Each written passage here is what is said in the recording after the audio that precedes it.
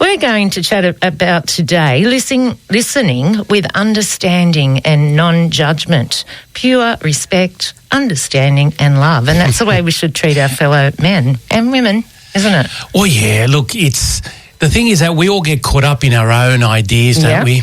Yeah. And it's fair enough, we see the world from within our own self. And so it's when you look around, just look at babies and little children, it's like the whole world revolves around them. That's right. That's there for me to touch. That's it. And it feels that way sometimes because the centre of our perspective is us. So we look around and everything seems to be made for us. It's like that movie where everything was just a show around them, but it's, as we know, it's not true. We live in the middle of a very insignificant galaxy amongst millions of them. That's right. On a planet, on a Goldilocks planet that just happens to have life and so forth. But yeah, look, it's natural for us to feel that our perspective is the right one. That's right.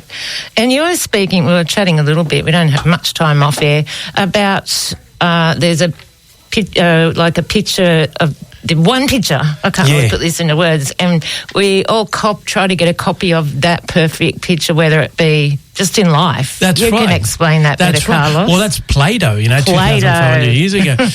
He called it the theory of forms or ideal. So there's an ideal. And ideal,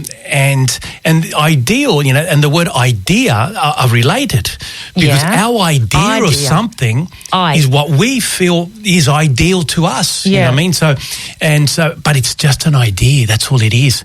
An ideal is just an idea, really. But in our heads, we think we have access to this ideal. And Plato said, no, everything that's on earth is just a copy of an ideal, including ourselves and including the way we think. So there is, for example, the perfect ideal of a tree.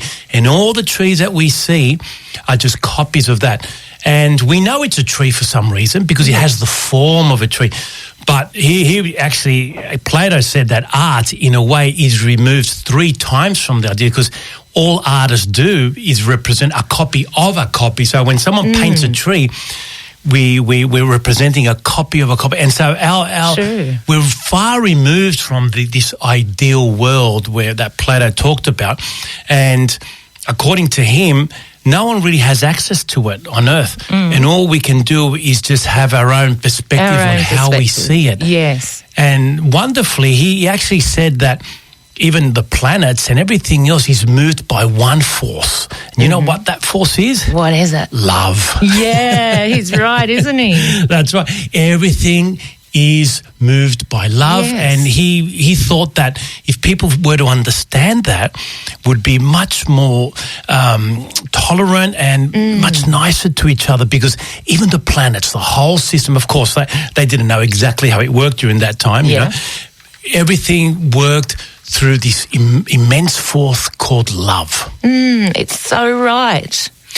Well, look, it's a wonderful idea, isn't it? Yeah. Again, idea. Idea. But it's in a way, if we start from that point of view that, look, I'm going to give you my perspective of things. I know it's not absolutely right. Now, I'm going to allow myself to listen to you. Yes, and whose is right. That's right. Really. And we can debate and we can decide that we don't agree. But you know what? That's where it ends because that's your perspective, that's my perspective. Yeah. All my experiences and it's my just what I think. Brought me to this conclusion. Yeah. And so it's people that are very broad-minded start with that premise. Yes, because you learn more from listening too, don't you? If you truly listen, not just hear. You've got to listen. So someone might have a totally, maybe even opposite point of view to us. You might take a little bit of You always get a bit. Yeah. You always take a little bit.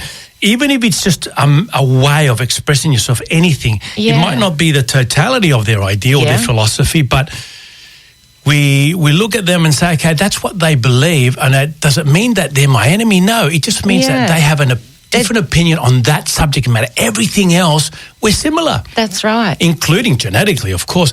And we might agree on many, many other things in life, but just because we don't agree on one thing doesn't mean that they're our opponent. We need to learn from each other. And Plato's right. The only way to do that is through love. Yeah, empathy, love, understanding. Yeah, and understand that as just like we see all the holes in their argument, we also have ours. It's just that because we're so buried in it and we're so convinced, then we take that leap of faith and totally believe that we are right.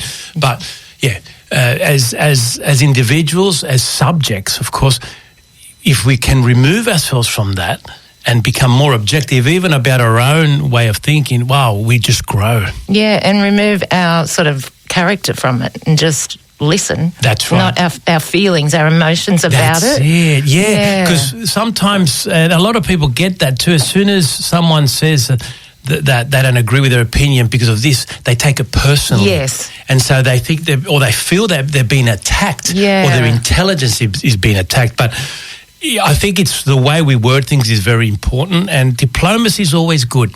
And look, and like I say, a lot of the time it's not even worthwhile entering into a debate, depending on who they are and whether we want to exchange ideas. But it is fun. I enjoy it. I used to love doing it before. I stopped doing it a lot.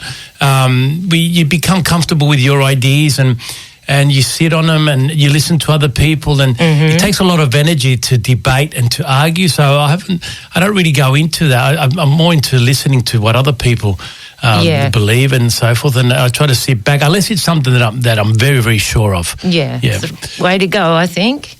Well, and even if you're sure of it, you're not 100%. So it's always good to the disclaimer, to start off the sentence with, well, I believe, rather than I know. What I think, that's right. Well, good on you, Carlos. So it's all about love. Well, if you can start off with that point, it makes life a lot easier, and for everyone else. And we always need that. People say these are difficult times, but as far as I can remember, it's always been the same. Just different ways, different. There are different times, and we just have a lot more information these days. So it just seems to be a lot more complex. But it's always been complex. People are different. People have different opinions, and that's fine. That's right. And we have to remember we're all connected.